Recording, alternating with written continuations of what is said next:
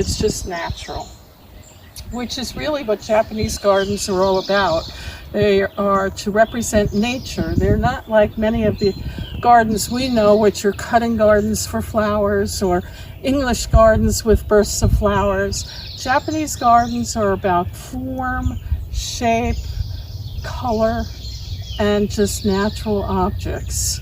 You're supposed to be able to enjoy a Japanese garden throughout the seasons, and it just replicates nature.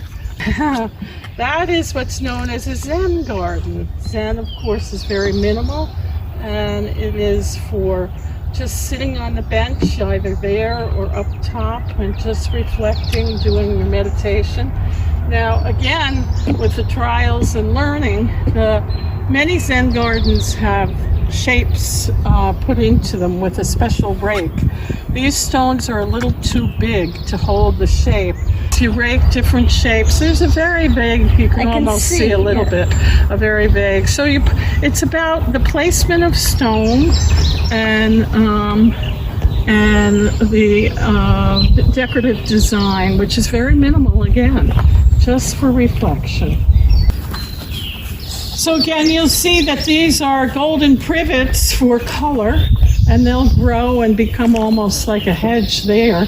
And then the dry riverbed is right there that leads to the pond. And many Japanese gardens have waterfall elements or some sort of circulation in their pond, again, to keep it from getting yucky.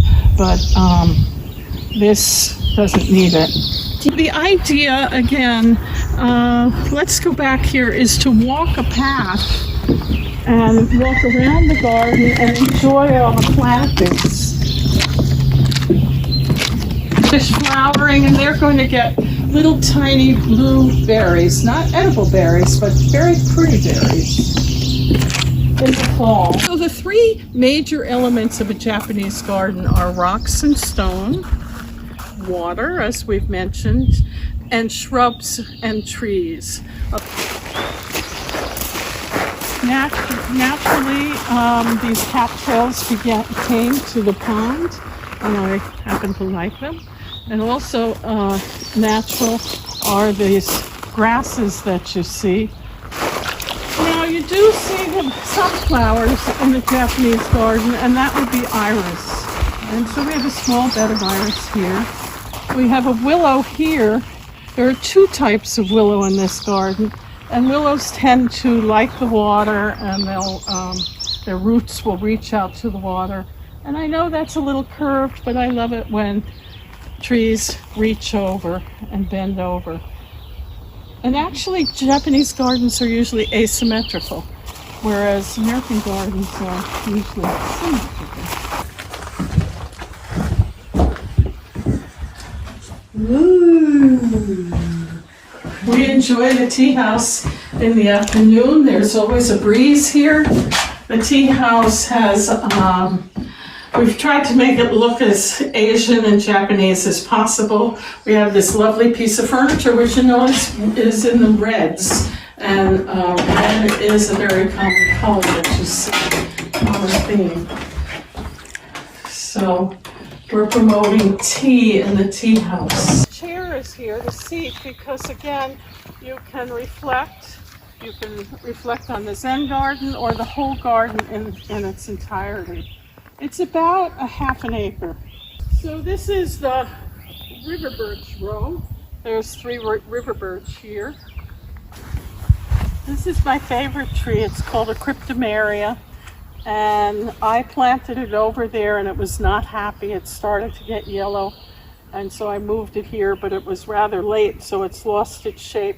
But it's coming back so nicely. I'm very happy with it. And a garden in the making. Here's some new grasses, a different color and texture. I think I'll plant them there. One day the dream is actually to continue to a woodland garden. Tree that's bent over, and I don't cut it because I like the shape that it has. And then for flowers, we have the oak leaf hydrangea, which happens to be in bloom. I was told by a landscaper that, actually a master gardener, that when you plant a tree, the first year they sleep, the second year they creep, and the third year they leap. So many of these trees, they're on their leap year, and this one is one of them, and it's clear, it's very true. I'd hope that you'd come back in a couple of years and see the change.